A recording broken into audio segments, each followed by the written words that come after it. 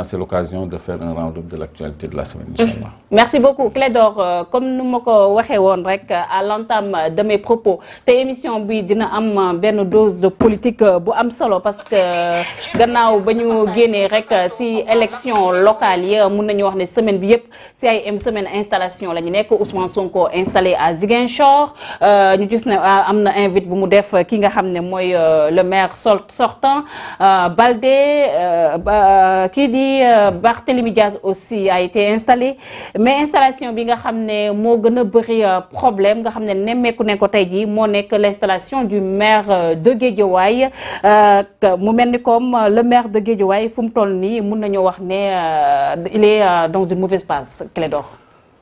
waaw maa ngi nuyu ñi seetaan Sénégal 7 yëpp. Effectivement, semaine bi, c'est la semaine de l'installation des différents maires qui ont été élus.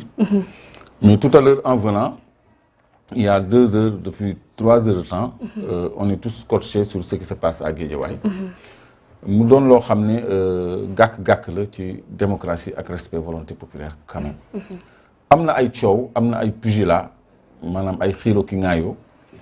Mais li ko indi moy corruption politique, corruption électorale parce que fofu dañu dem élection askan bi exprimer vote gagné Benno Bokk Yaakaar donc Aliou Sall avec plus de 6000 voix d'écart. Donc Yewwi Askan bi wara am majorité au conseil municipal.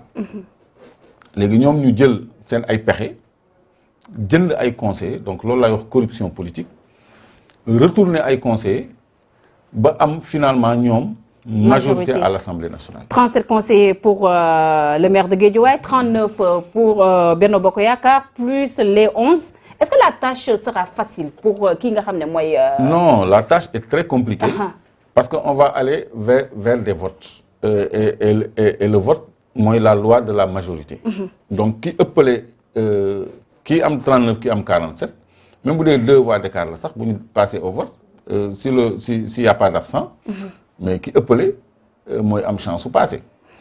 Donc, c'est le problème. C'est-à-dire que ce qui est le askan bi tan nguur gi jël ay maletam jënd ay conseillers retourner leen ba am majorité nga xamni légui ki nga xamni mom la askan bi fal du mënati liggéey parce que regarde jusqu'au premier adjoint au maire bu fekkee ne ça doit être un homme de Aliou Sall et tout le reste ça veut dire que c'est lui qui dirige la mairie. Bon, il faut quand même nous taxaw ci benn particularité Guédiawaye. Guédiawaye dafa am particularité parce que dafa am lu ñuy wax spoliation foncière maanaam caxatee suuf yi nekk ci filaaw bi. nga xam ne ay hectares ñu séddale la yii ñu jaay ko yoo xam ne équipe municipale bu bees bi bu ñëwee da koy lijjanti. Parce que ci biir conseil municipal bi dafa am lu ñuy wax conseil domanial. bi lijjanti am mbirum suuf te livre foncier wu commune bi nga xam ne mooy def ay délibération foofu la nekk. Donc registre boobu livre foncier boobu donc le nouveau maire ak ay collaborateurs am parce que en dehors du premier adjoint au maire le maire il a un directeur de cabinet nga xam ne mooy cheville ouvrière bi mooy def liggéey bi. donc bu doon ab Clédor loolu yëpp dañ koy càmbar ba mu leer. Donc mën na am quelqu'un de un technocrate compétent boo xam ne dafay auditer loolu yëpp en dehors de audit administratif audit interne nga xam ne lu ci mënti nekk ñoom dañu mën a defal seen bopp l'état des lieux xam lu nekk fu mu féete donc loolu moo sensible parce que ñoom dañ ci wékk ay projets immobiliers. dañ ci neexal ay nit. ñu ngi naan sax conseil yi dig nañ leen terrain 250 mètres carrés ak xaalis. te jox nañ leen xaalis mais ça reste à vérifier aussi. moo tax ma ni dégg naa. mais c'est pas à écarter parce que fii malheureusement politiciens yenn yi xaalis la ñuy jaamu pour de l'argent pare nañu lekk li ñu wecc woon. loolu moo ci ñaaw. donc ñoom waa nguur gi waa Benno Bokk Yaakaar dinañ def tout. pour teg loxo ci conseil municipal bi pour que délibération yi ñuy def maanaam attribution yi ñuy defal ay terrain nit kenn du ci mën a revenir mbuxum ñuy def kenn du ci mën a teg loxo parce que ñoom bu ñu jëlee premier adjoint deuxième adjoint jël conseil municipal bi yëpp ça veut dire que le maire n'a presque plus de mandat moo tax ñu war a may ma tuuti rek. ma daaneel moo tax ñu war a revisiter le mode de scrutin. mode de scrutin bi baaxul dañu war a def scrutin majoritaire à 2 tours.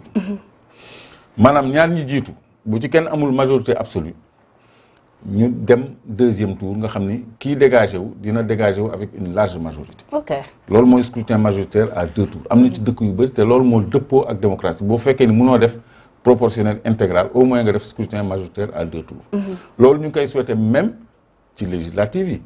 parce que da ngay xool benn département par exemple nga rawee nit ki 2 voix nga jël tous les sièges c'est pas juste. yéen ñaar war nañ leen may ngeen rebaloot ñu xool askan bi fan lay penché mu am une réelle majorité qui se dégage loolu mooy scrutin majoritaire à 2 tours. donc lii yëpp nag lu ñu war a jëlee jàngat la mais man su ma doon Ahmed Aïdara ak Aliou Sall gouvernance locale bii dañ ko war a négocier. waruñu dem ci confrontation parce que Aliou Sall li mu def rafetul c'est-à-dire jënd ay conseillers pour nangu majorité jàmbur. mais on est en politique aussi Clédor. waaw mais terewul du lépp moo rafet ci politique li ci rafetul laay dénoncer. c'est-à-dire jënd ay conseillers pour confisquer majorité jàmbur.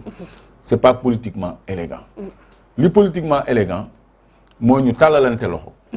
ànd liggéey. su fekkee ni am na ay dossiers yoo xam ne mën nañ ko gérer ndoo ñu gérer ndoo ko comme ni Ousmane Sonko tàllalee loxo Ousmane Baldé pour mu impliqué wu ci gestion municipale bi. doon na kaf ak moom sax ni ko dem lay defal contrat spécial. donc on doit aller dans ce sens-là. bon Barth gis nañu mu yéeg tamit séddale premier adjoint yi jox ku nekk cëram. jox bokk gis-gis jox wàllu jox tu vois. donc Benno Bokk Yaakaar je crois que ñoom ñooy 2e adjoint au maire. Benno Bokk Yaakaar Yewwi Askan Wi premier avec Abass Fall donc loolu mën na indi décrispation ak aussi esprit républicain parce que après tout campagne bi jeex na léegi liggéey moo des. léegi ki nga xam ni dañ ko fal mais il faut pas que ñu tere ko liggéey c'est inélégant de façon républicaine parce que bu ñu compter vote yi. ñoom ils sont en minorité. ñoom mënuñu am conseil municipal bi majorité. mais pourquoi ñuy jënd ay conseils pour bloquer ni ñuy doxalee mairie bi ba finalement après on va arbitrer ni bon comme ils s'entendent pas on va mettre la mairie sous délégation spéciale. Comme ça tout le monde perd. 15 postes d'adjoint au maire. Ahmed Aïdara finalement il se retrouve bredouille mais dañoo gis ne aussi ci communication Clédor on a comme l'impression que moom il manque de maturité aussi politique parce que il est en train de dire que moom fu mu toll nii dina def tout pour que kii di Aliou Sall le frère du président de la République Macky Sall mu nekk personnalité non grata foofule ci Guédiawaye mu mel ni comme rapport de force bi nga xam ne da nga ko yaa ngi koy wax